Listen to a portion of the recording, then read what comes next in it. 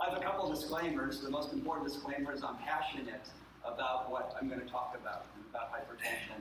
And the other disclaimer is I am going to show clinical studies. I try to limit them as much as possible because I understand. We want to know, just like Joe Friday, I'm old enough to know that. Just the facts, man. Just nothing but the facts.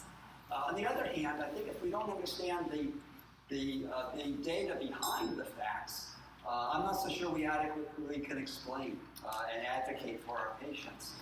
Also, as Dr. Piziak said, I am been very, very fortunate to be on the leadership team of the World Health Organization and the Centers for Disease Control, which is now initiating its first global non-communicable disease program and they chose hypertension as the first worldwide disease state to attack. Now, that says a lot.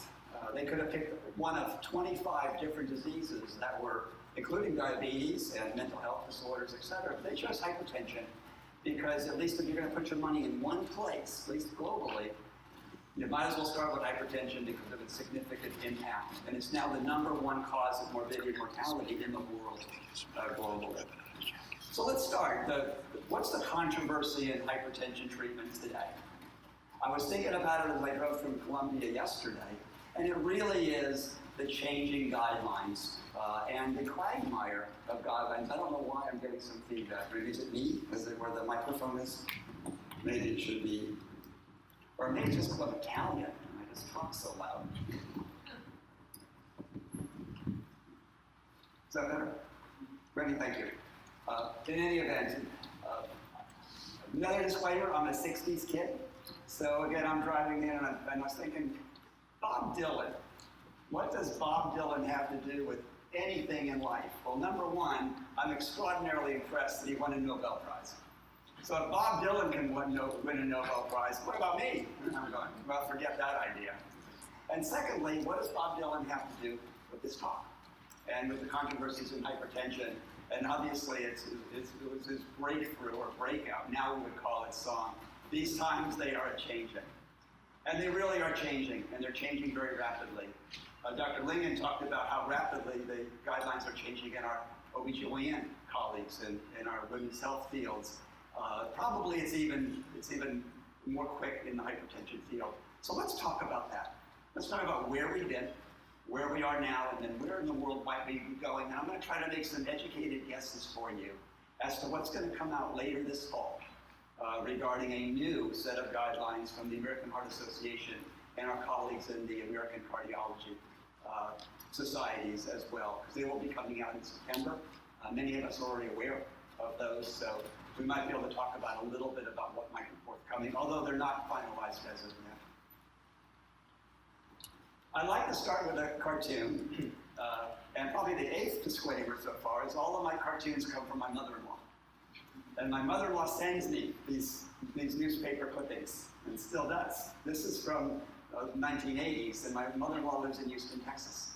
So this came out of the Houston Chronicle. So I have to believe it came from a lay artist from the Houston Chronicle or the Houston area. And again, the cartoon is, well, the provider saying, well, Bob, your blood pressure is extremely high, and he goes, whatever, doc, I take everything with a grain of salt. And I've been looking at this slide for years and years and years. It took about 4 or 5 years before I actually did the first art of physical diagnosis called inspection. And when you inspect Bob, what else do you see? Not only does he have hypertension and probably an extremely elevated blood pressure, but he also has central obesity. And he probably has accelerated atherosclerosis, dyslipidemia, as Dr. Piziak will talk to us about, et cetera. He also has, obviously, some triglycerides and cholesterol mismanagement, and he has extreme blood pressure rise as well. And it reminds me, we're going to talk about hypertension now, but we don't want to talk about hypertension in a vacuum. We have to talk about it as a component of its constellation of symptoms, including metabolic syndrome. And it also tells us that we're going to talk about pharmacologic therapy this week, not only today, but continue to our female patient lecture in a few days from now. But let's not lose sight of the importance of non-pharmacologic therapy, and I'll try to mention that as often as I can. But I have to admit I'm going to be a little bit biased, and we're going to talk more about pharmacologic management, treatment thresholds, and treatment goals over the course of the week. So where are we now? But more importantly, how did we get here? And what's been the journey? And how long has this journey been in terms of our journey regarding recognizing hypertension, its clinical ramifications and manifestations, and its therapeutic regimens? Well, it's interesting. It's been a very short journey. This has been a journey in my lifetime.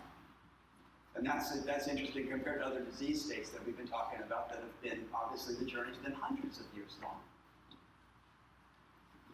And this is where we've been and where we are quasi now regarding systolic blood pressure. It's striking to me as one that has spent their entire career, at least research and clinical career, in vascular disease and hypertension, that as early as 1980, we had no classification guidelines or recognition of the importance of systolic blood pressure.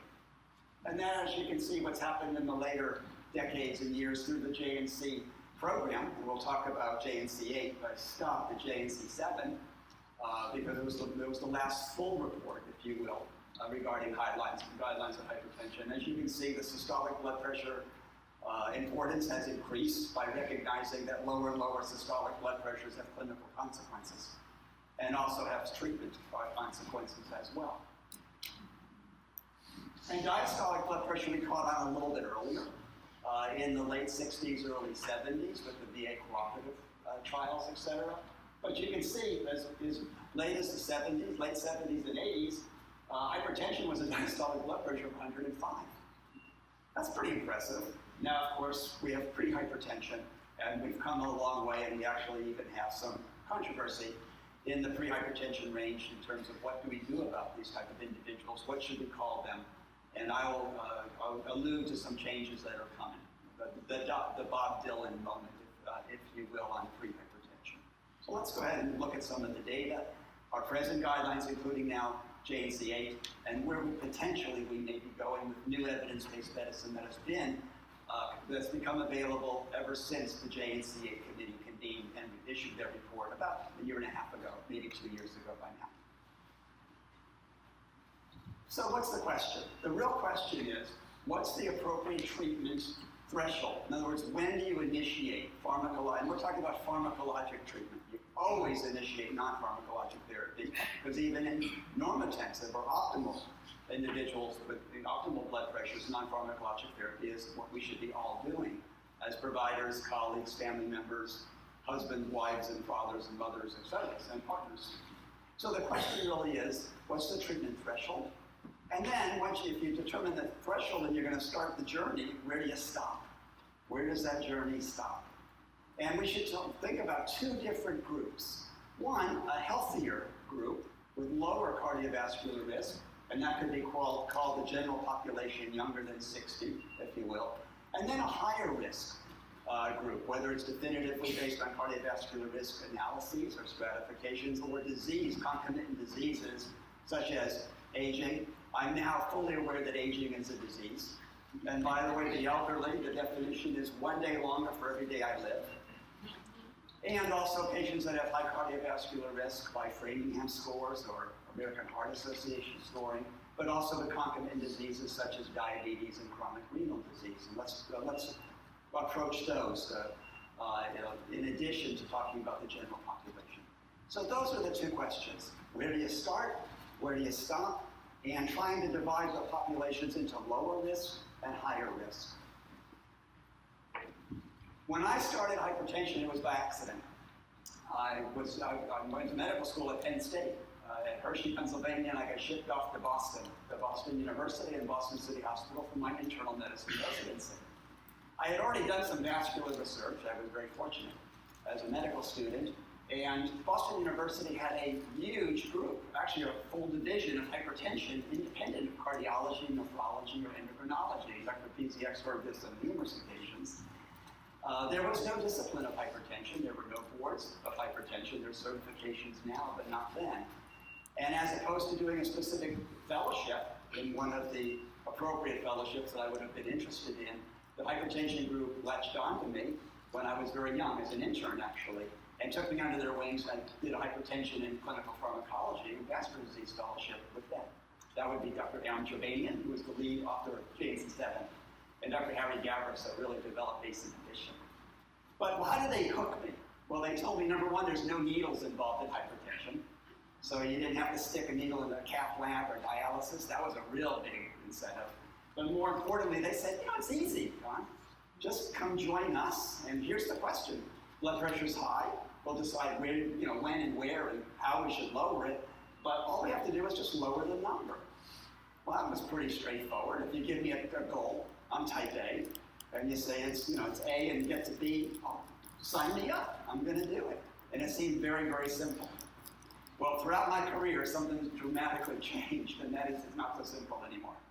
It turns out that the first paradigm, or earliest paradigm, elevated blood pressure causes stress on the target organs. The target organs, whether it's the heart, the kidney, the brain, etc., succumb and eventually have a morbid or mortal event.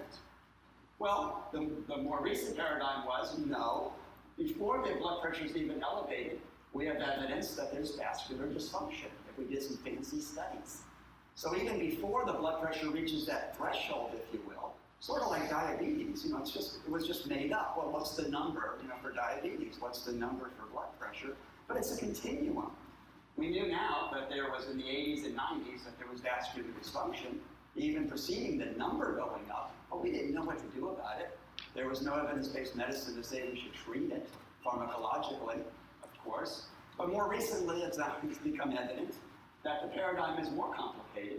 Still, you can have vascular dysfunction, but even before vascular dysfunction, there's endothelial dysfunction. That tiny one-cell lining on the blood vessels is very, very important. It's a factory of making very important things such as nitric oxide, etc.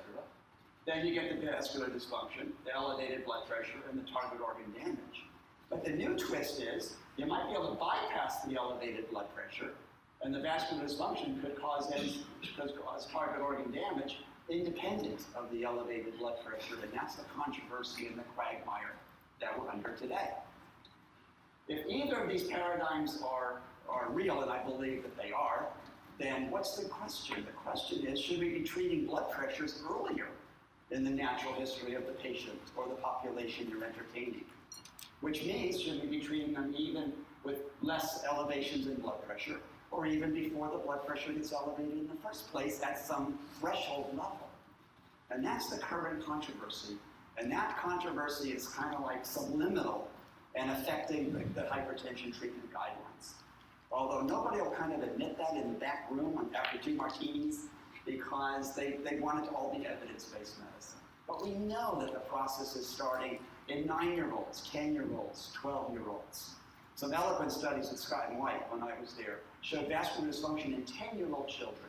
Now, their blood pressure wasn't elevated, but they were already starting that journey, if you will, to vascular dysfunction, high blood pressure, and a morbid or worse off or mortal event.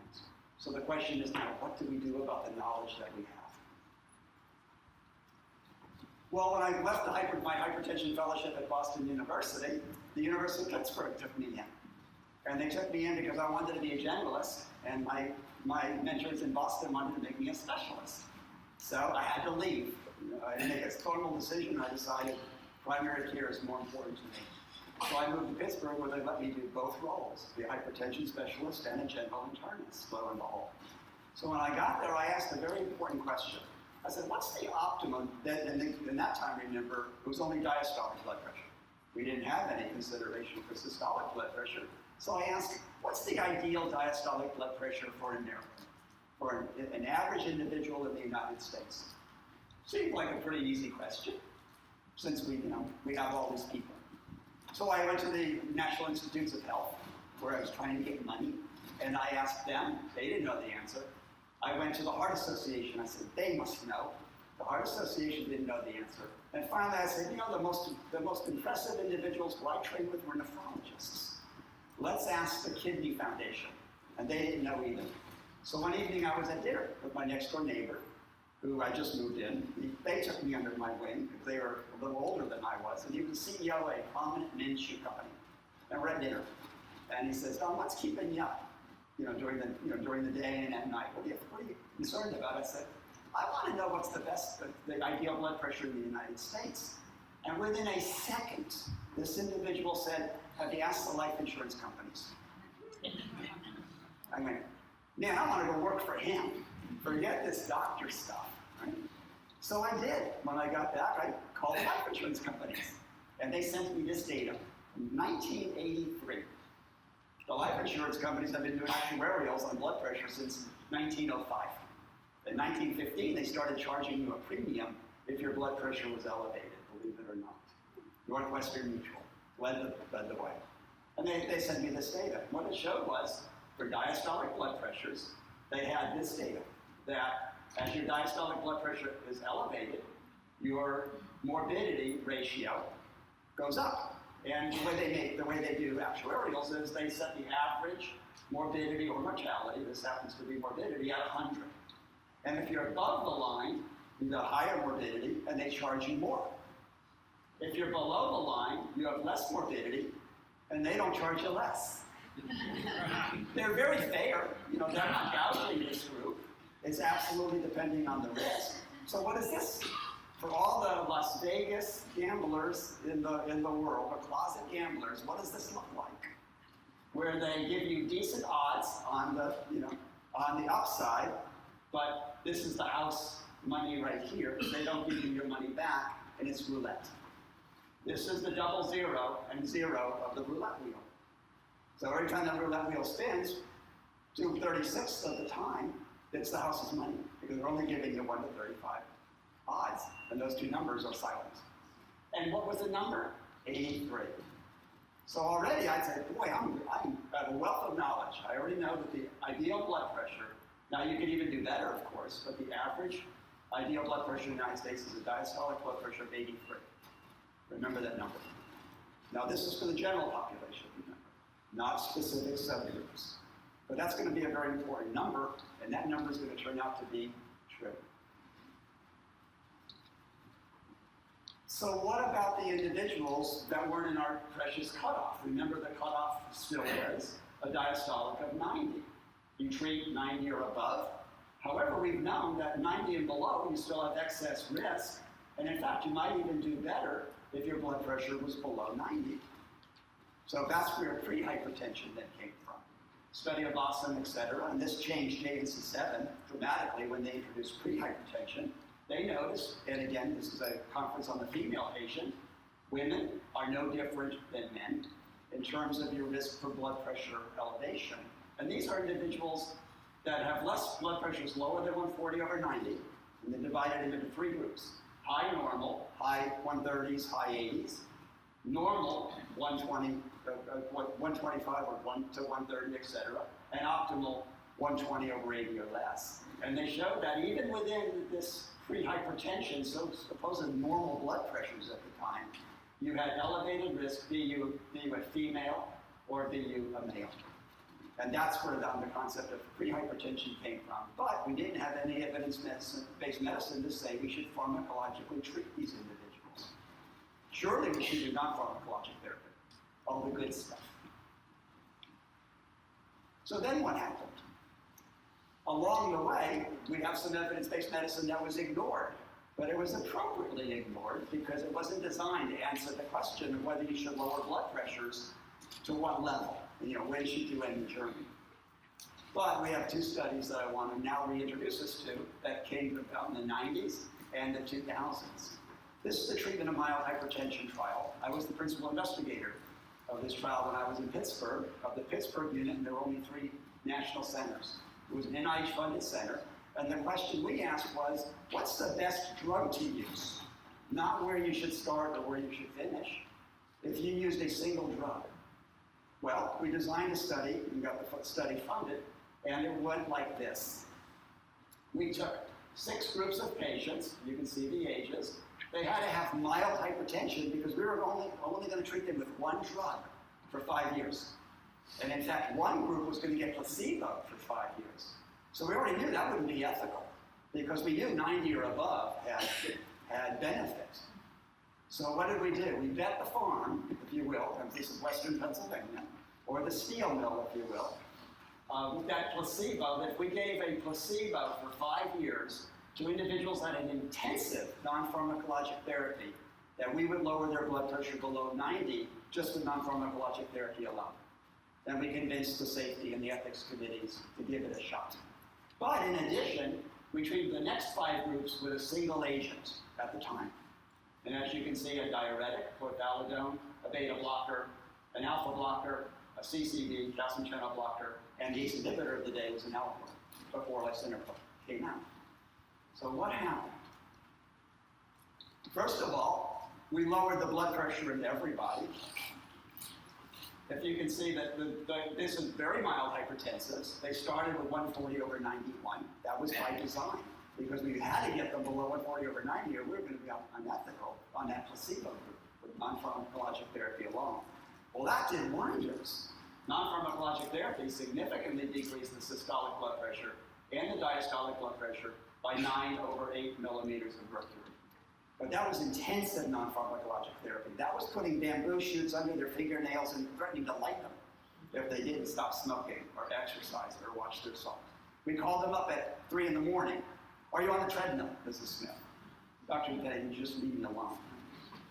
But the drug treatment groups actually did better, as you'd expect. They lowered the medications, regardless of which group, lowered it further to 16 millimeters systolic and diastolic to 12 millimeters from about 8.5.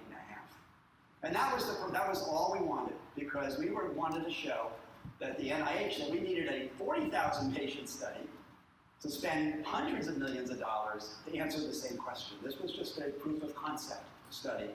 So what study did this lead to? Directly led to the ALLHAT trial. Without the TOMES trial, we wouldn't have had the ALLHAT trial. It would have been delayed about 10 years while we argued about it. However, when we went back and looked at the data, and this data got buried in JAMA of all places, the clinical event rates were less in the individuals that were treated with pharmacologic therapy than non-pharmacologic therapy alone. That doesn't mean the non-pharmacologic therapy was bad. It just means that drug therapy, even in 130/80 ranges, was better. Now, we didn't do anything with that data because that wasn't the purpose of the study. The N was small, but data is data. Interesting, 1993, we knew this, but we didn't know what to do with it. Then along came Dr. Steve O. Julius from Ann Arbor. He saw those results, and he said, let's design a trial in pre-hypertensives to see if we could lower the blood pressure in pre-hypertensives, and would it just be safe? No outcomes, just could we do it? Well, we already showed in the TOMES trial that 140/90, you can lower the blood pressure better with pharmacologic therapy. But Dr. Julius wanted to prove it in pre-hypertensives, individuals that were 130s/80s. So he designed this study. There were 2 groups of patients. One group received placebo for a total of 4 years. And that was ethical because, remember, these are pre-hypertensives. There was no evidence-based medicine to treat them.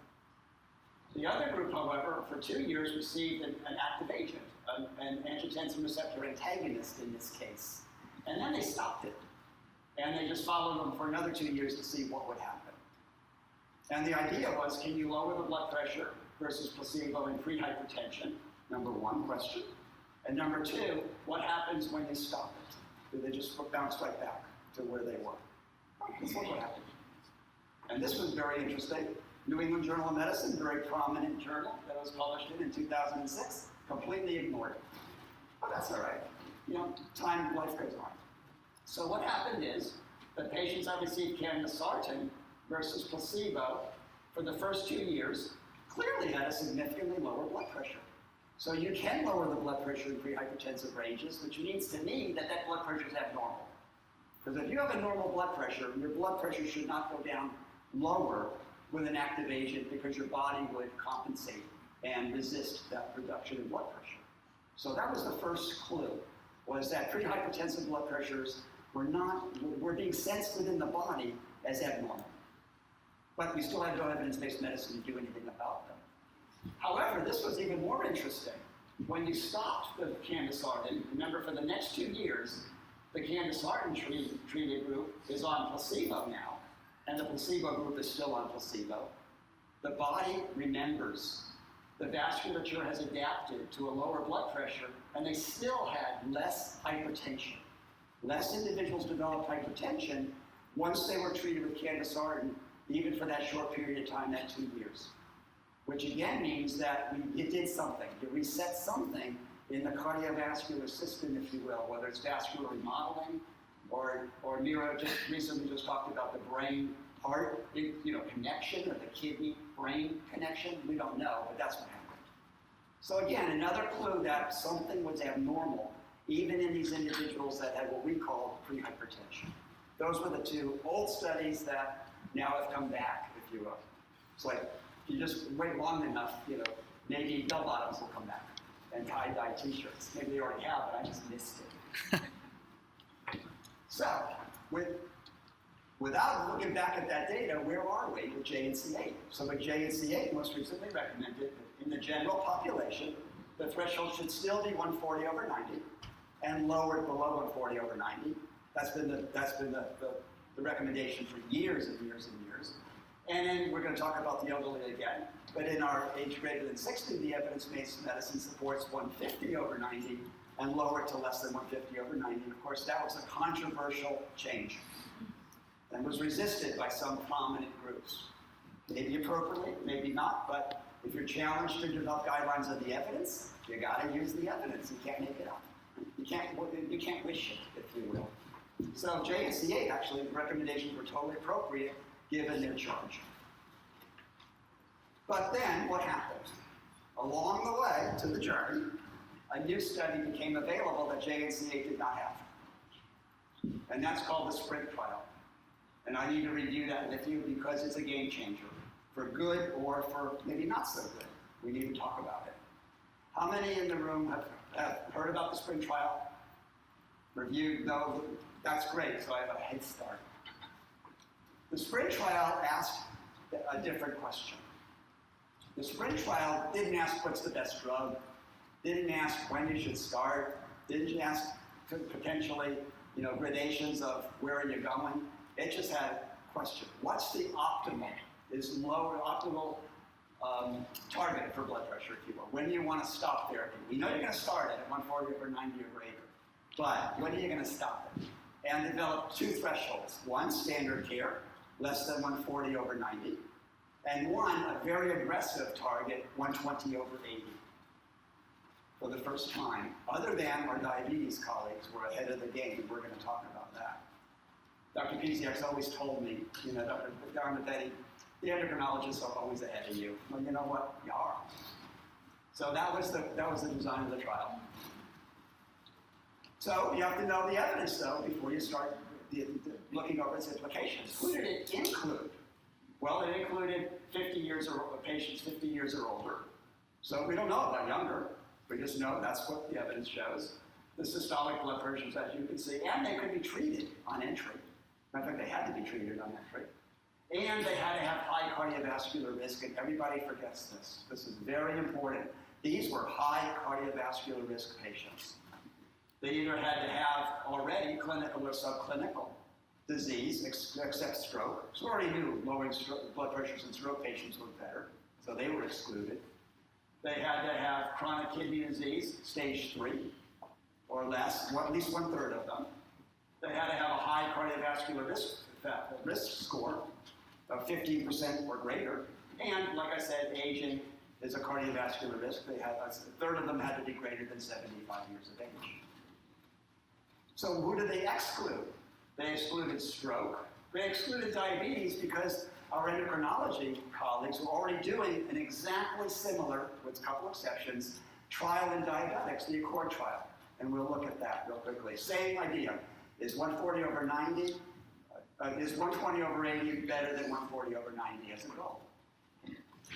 Heart failure, because we already knew treating heart failure and lowering the blood pressure is optimal. Proteinuria, etc. And obviously end stage or approaching end stage renal disease. So here's the characteristics. They were older. The average age was almost 70 years of age by design, because 1/3 of them had to be greater than 75. They obviously had significant risk. Their average Framingham risk score was not 15, it was 20, which is pretty darn high, as you can see. And their initial blood pressures were 139 over 78, and almost all of them were already on treatment to get to even those blood pressures. They were on 1 or 2 drugs. So they were treated. These are not untreated individuals. Okay. And they had some baseline parameters, as you can see. Their GFR was 46. No, excuse me, it was 71, sorry. Yeah, you can see they had albuminuria, they had dyslipidemia, and they had borderline glucoses, but they were not diabetic. Remember, they were excluded. And here's what happened. So the biggest question was, can you even do it? Can you take a higher cardiovascular risk patient group and drive their blood pressure down to 120/80 pharmacologically? And the answer is yes, you can, if you use enough medications. So they went from 2 medications at baseline up to 4 medications to drive the blood pressure down in the intensive treated group. But you can do it and you can sustain it. So it's achievable. We can't say, well, we just can't do that. Well, can't use that excuse anymore. And this was the shock of all shocks. Remember, the sprint trial was stopped early. It was supposed to go 5 years at least. It was stopped at 3.5 years because it was the differences were so significant. The data monitoring board, who doesn't know which group's which, stopped it because they saw a significant difference. And this is in the primary outcomes. And you can see the intensively treated individuals had a significant 25% reduction in total cardiovascular outcomes. But even more striking was mortality was significantly reduced in the intensive treated group versus the standard treated groups. Remember, this was the 140/90-ish, and this was the 120/80-ish. So that's pretty impressive data that should get our attention. However, now, as we look at it more closely, there are some caveats. Number one, the primary outcome, as I just showed you on the graph, was highly significantly reduced by 25%. But it all came from heart failure.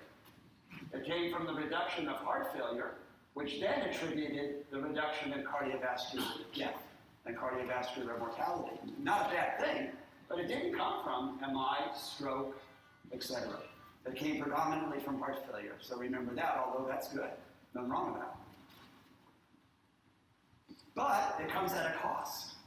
If you're going to lower the blood pressure down to 120/80 in a high-risk individual, you might imagine, some of them with chronic renal disease, some of them that are elderly, things are going to happen. And yes, there was more hypotension, there was more syncope, there was not more injurious falls. But let me tell you why. We were a sprint site in Columbia, in South Carolina. We watched these people like hawks. And they knew to call us at a moment's notice if anything went wrong. I'm not sure in my general practice on my other clinic across the street would have the same success because they did not have the intensity, if you will, of the team around them. And were not cognizant of calling us at a moment's notice. So if they even felt like they were going to trip, they called us. And some did fall. So I think we prevented some injurious falls that perhaps maybe we would not have been a general practice, but I don't know. And of course, they had more renal failure, and they had more hypokalemia. Why? Well, they were stage 3 kidney disease, a third of them, and we used high-dose diuretics in there. So that's understandable. All right. So, what's going to glean from the study? Number one, you can't deny the data. The data is in higher-risk individuals, driving the blood pressure down to 120/80, not only appears, is further benefit in terms of morbidity and mortality than leaving them at less than 140/90, the standard goal as of now. But with caveats. First of all, I think Randy took the point. In any event, I think this one died. Oh, there it is. They were a highly adherent population. Remember that. These are not my patients in my general medicine clinic. These were already very, very motivated, highly adherent individuals. Number two, the intensive treated group received more diuretics and more RAS inhibitors. More ACE inhibitors and more ARBs. Well, what do they treat? Diuretics treat symptoms of heart failure, and RAS inhibition has been documented to show that heart failure is significantly improved with RAS inhibition, regardless of blood pressure. So that's a confounder. Just need to know that. The relative risk, although it was 25%, sounds really a lot. It's really only 0.5% when you look at the absolute relative risk of the two groups. But still, it was significant. This is more important. It's how we determine the blood pressures in sprint. Until Sprint, every trial was done with standard machine, taking machines or manometry regarding taking the blood pressure before entering the exam room. Sprint, in all eminent wisdom, chose to do something differently, but it was the first one ever to use this method. So what was different?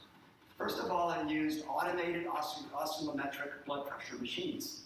They didn't use stethoscope and manometer. That's one thing that was different. The other thing, though, they were non-observed. The patient was put in with the machine, the lights were darkened, and we left. And they sat there for at least a minimum of 5 minutes. And then the blood pressure automatically took 3 blood pressures 5 minutes apart and saved it.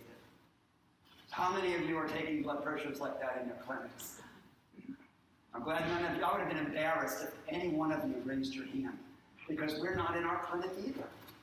So it turns out that what happens when you take the blood pressure, this method, you get lower blood pressures. We don't know what's right, we just know they're lower. They're on average about 10 millimeters of blood pressure lower if you take blood pressures this way than if you take them the old-fashioned way, if you will. So therefore, the standard group in Sprint, which was 135 millimeters of mercury, could have been 145, based on our old clinical trial methodology. And our 120th group could have been 132.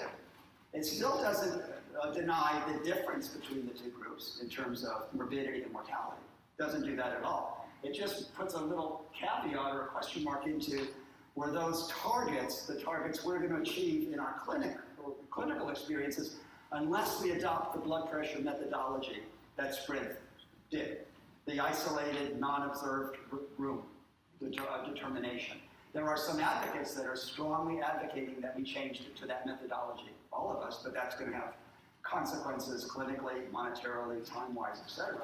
But right now, that's the conundrum. Okay. Then another trial came out almost identically at the same time with new data that JCA did not have, called the HOPE-3 trial. We're going to go a little quicker now. I want to spend more time on Sprint. The HOPE-3 trial took intermediate cardiovascular risk patients, and irregardless of their blood pressure, they treated them with blood pressure medications, and they also treated them with high-intensity statin in a 2x2 cube, if you will. And this is the blood pressure cube.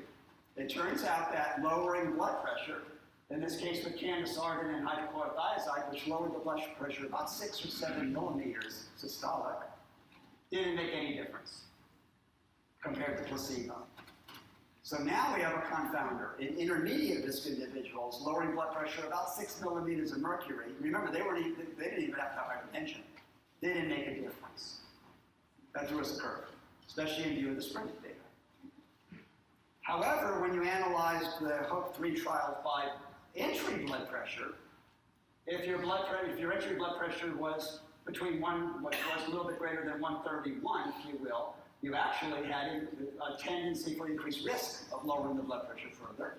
But if your blood pressure, your systolic blood pressure was greater than 143, you actually had benefit. So again, what does it say? The higher your entry systolic blood pressure, the more the benefit, then you're more likely to derive benefit. So that fits.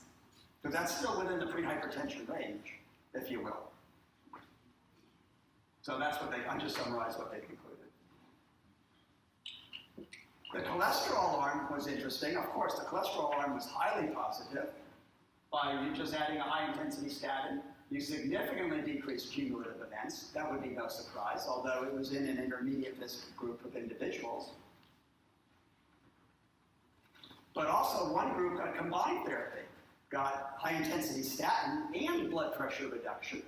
And in fact, if you looked at the individuals that entered with the highest third elevated blood pressure, adding antihypertensive therapy to rosustatin, high-intensity statin therapy, gave further benefit of about 10 to 15%. So that's in keeping with the higher your entry blood pressure, the more benefit you're going to receive of lowering blood pressure, in addition to the benefit you receive with statin therapy. So that's new data, if you will. So, what about our elderly people? We're going to go a little bit faster. We said, what about those two target groups? Sprint was designed to analyze 6 different groups a priori, which means you can analyze them and they will be significantly relevant. They're not post hoc analysis, they're anti hoc analysis. So if we look, let's look at age. Since there was 1/3 greater than 75, if you looked at the patients that were greater than 75 years of age, they actually received further benefit than the ones that were seemingly younger, although both groups did benefit from more intensive therapy. But the older you are, the more benefit you got. That's very, very similar to the other trial we did in our very elderly study, greater than 80 years of age. So that reinforces that the older you are, the greater your benefit of lowering your blood pressure. Why? Because you're closer, unfortunately, to that mortal or morbid event.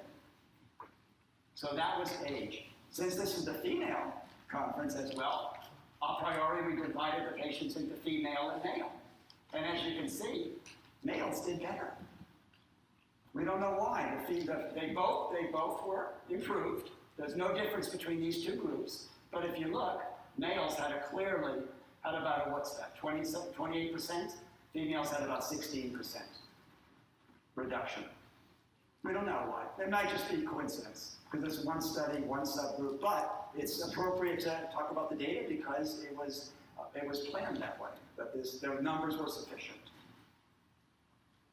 So, 60 years of age or greater, JCurve, as we said already, says 159/90 start, end the journey at less than 150/90. However, since then, many groups have weighed in. This is going to change. I'll tell you now. The American Heart Association, other groups never adopted this recommendation. It was always 140/90 and less than 140/90.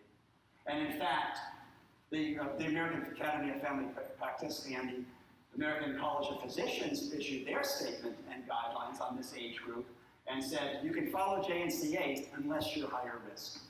And if you're higher risk, it's 140/90 or less. A little bit of a change.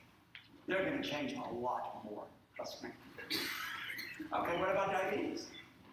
Very quickly, we've known that diabetics, this is a cohort of a large clinical trial that shows that they derive benefit, clinical benefit of blood pressures all the way down to 81. So we knew that data, and that's where the recommendation initially came from, less than 85 or even less than 80, based on this data from the HOP trial. But our endocrinology colleagues were ahead of our Sprint colleagues and designed the Accord trial to ask the same question, specifically in type 2 diabetics. Is 120/80 intensive blood pressure reduction better than 140/90 or less than 140/90? And they did that, and here as you can see, this is the standard therapy, which would be according to guidelines, less than 140. And this is systolics. But they were able to achieve 120 systolic with intensive drug therapy, so you can do it. And this was the old methodology of measuring the blood pressure, so there's no conundrum there. But what did they find? What their results found was no difference in overall cumulative outcomes between the diabetics that were intensively lowered to 120/90 versus the standard therapy group, less than 140. Sorry, this is only based on systolic blood pressures. However, stroke was reduced significantly. If you look at in between intermediate endpoints, and you look at stroke, there was a significant reduction in stroke, but it was a small number of patients, and we really didn't know what that meant, because it wasn't supposed to be analyzed that way, if you will. But that really threw a big conundrum into our diabetic colleagues and the diabetic guidelines, which remember it was less than 130/80, and everybody kind of moved them back up, if you will, based on the Accord trial. But the Accord study group, and I wasn't a member of this group, did something very interesting. When the study was stopped and the results were known, they allowed the participants to continue for free in their care. And they followed them for another 5-ish years. And they call this the Accordion trial. That's pretty clever. Accordion, because we're going to stick on it. In any event, 87% of them took them up on it. So a large group of the Accord patients continued to be followed. Now remember, the results were negative. So what would happen if you were the doctor and you had somebody in the 120/80 group and you knew there was no difference? other than maybe stroke, what would you do clinically?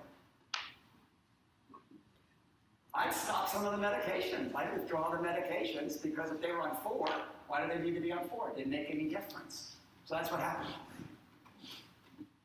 On the other hand, though, remember that the Accord trial also had a glucose, intensive glucose control arm, and that control arm showed increased risk with intensive glucose therapy. So it's a confounder. When you only analyze the individuals that had standard blood pressure versus intensive, with standard glucose control, there was a significant 20% reduction in the patients that were followed in Accordion. Meaning that, yes, it is possible that lowering blood pressure to 120 over 80 as a target in diabetics has additional benefit. And the first Accord results was confounded by the intensive glucose control arm. It's never good to have a 2x2 table where one group, the mortality goes up. It goofs you all up, but no one guessed that was going to happen, I don't think. So what's the recommendations? JNCA relieved the recommendations based on the data they were reviewing. So less than 140 over 90. It was 130 over 80. And the ADA and other organizations followed, except in high cardiovascular risk. And also remember that the ADA said you can initiate 2 drugs at 160 over 100. And actually JNC7 said that too. So please remember this. If the person comes into your practice and you have defined blood pressures greater than 160 over 100, strongly consider adding 2 drugs at the same time. We're going to talk about that on Wednesday with our women. What about kidney disease? Well, let's look at the kidney disease subgroup since it was a priority defined. Here's CKD. If you had prior CKD or did not have prior CKD, you both received benefits. But if you had prior CKD, it was less. So the ones that had stage 3 CKD or more seemed to derive less benefit than the ones that had no CKD. Still, they had benefit though, but it was muted, if you will. So how is that going to affect our recommendations? JNCA, again, raised the threshold for CKD patients to less than 140 over 90. Before JNCA, it was 130 over 80. The SPRINT study, though, however, clearly shows that CKD patients benefit further from blood pressure, intensive blood pressure reduction, but it comes at a cost. It comes at a cost of acute renal injury, meaning the creatinine goes up. Not dialysis, but it goes up, and more hypokalemia, because you're going to use much more intensive diuretic therapy. The CKD patients in the SPRINT trial are going to be published shortly. So where are we? Where have we been? We started the journey. We're midway through the journey. The journey's getting much more complicated. So we know where we are now. What's going to happen in the not too distant future? Here's the questions that I want to bring forth to you. Sort of like, okay, envelope please. I'm going to open the envelope. September will be the guideline date, unless something dramatically changes. Because right now the guidelines are being circulated for final comments. One question is going to be, is pre-hypertension the new hypertension? If those blood pressures in the pre-hypertensive range are being perceived as abnormally high, if the vascular disease dysfunction story is starting earlier, before the blood pressure even gets elevated to that mythical 140 over 90, is pre-hypertension really not hypertension? That's going to be a big question, because it's possible that the definition of pre-hypertension will go away, and pre-hypertension will be now stage 1 hypertension. And then 140 over 90 to 160 or 100 will be stage 2, and then 160 over 100 or greater will be stage 3.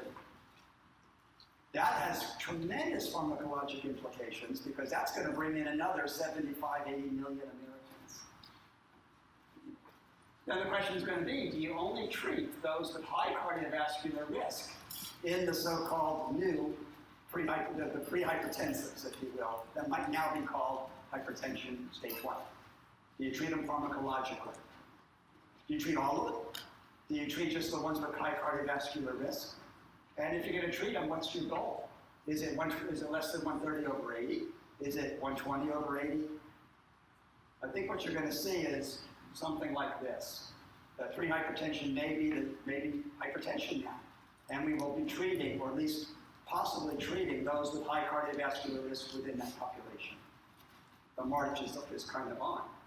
Well, in the general population, I think the only thing that might change is that instead of saying you start at 140 over 90, but instead of just saying treat to less than 140 over 90, they may give us a target. They may say 130 over 80 should be our new target, not just less than. And of course, the recent ACC AHA guidelines for heart failure just did that. Remember, you all know that the new guideline for heart failure is to reduce the blood pressure to less than 130 over 80. That's new, based on the heart failure data from SPRINT as well as other clinical trials. I think that's where we're going. It's not going to be the end of the story, but these times they are changing. Thank you very, very much for having me, and let's look at some of the questions and the responses. Okay, question number 1, if I can see. Blood pressures in the pre-hypertensive range are associated with increased cardiovascular risk compared to optimal, associated with decreased cardiovascular risk compared to optimal, should aggressively be treated with pharmacologic therapy in all affected patients, or of no clinical concern. Can we try it now? Yeah, John? So we're gonna, if everybody could. Y'all want to try? I don't know how hard or easy, but Randy just went through it with us.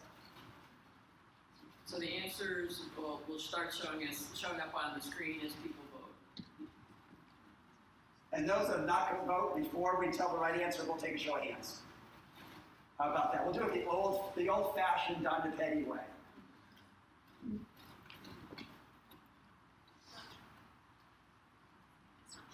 Okay. Okay. Do we have to do anything, John, or not? All right, let's do show of hands. How many do you think it's A? Show of hands. Okay. B. C. Maybe right. And D. The answer is A right now. Based on that study from Dr. Bassan in the New England Journal of Medicine, but we may be moving very, very quickly to C. More and more as the journey continues. Okay, question 2, the SPRINT trial. In high cardiovascular risk hypertensive individuals demonstrated intensive blood pressure versus standard blood pressure, so 120 over 80 versus 140 over 90, had no effect on events, decreased cardiovascular events, was accompanied by no side effects, and also showed that intensive blood pressure lowering could not be accomplished. Show of hands, A. B. And C and D. So it's B, absolutely. And that's that 25% morbidity and mortality reduction, mostly from heart failure related events and deaths. Okay, question 3. Clinically important caveats of the SPRINT study are they were an adherent population. They had high cardiovascular risk. They determined blood pressures by automated, non-observed methodology, or all the above. How many of you say D? One of my most important mentors said that if when in doubt, and there's in all of the above, check it. It's worked a lot. Occasionally they'll trick you. Again, thank you very, very much for having me. We will continue this journey through Thursday, and I'm available to answer any questions that you may have and or questions now, Randy, if we have time. Yeah. I wanted to ask you about Mediterranean diet. What is as far as hypertension goes and so forth, what is the best diet to recommend for patients? The evidence we have is the DASH diet. There's the DASH study, D-A-S-H, and if you want to just Google DASH study, you can Google the diet that was included. It was heavy, nuts, berries, everything that I don't eat, but Dr. Kuziak will admit to that. She saw me going to the cafeteria and eating a pizza one day. I thought I was going to be dead. But I kind of hid the pizza later. So it's heavy fruit, heavily lower sodium, so it's a combination diet. So if you eat the Mediterranean diet, you in essence, keep the same as the DASH diet, or are there? Yes. Well, you have to still worry a little bit about sodium, because you can still have high sodium in a fruit and berries and nuts diet, so the combination of both. Did that help you? Yes, sir.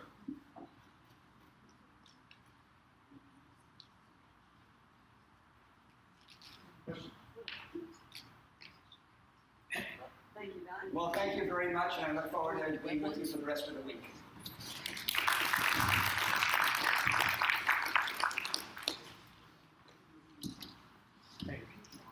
Oh, there was one more. Oh, sorry. Oh, I got it. I can't. Do you think I can read that at my age? How should you, All right. Okay. how should you treat older patient with a wide pulse pressure, systolic less than 140? This is an excellent question. I'll reiterate the question. The question is, what about our elderly patients that have a wide pulse pressure, have high systolic blood pressures, greater than 140, typically even sometimes greater than 160, and a quasi-normal or a lower diastolic blood pressure, in this example of a 70. So what's being alluded to is the JCurve effect. The JCurve effect is there a detriment to lowering the blood pressure too far, especially the diastolic blood pressure? Because remember, the diastolic blood pressure determines coronary flow.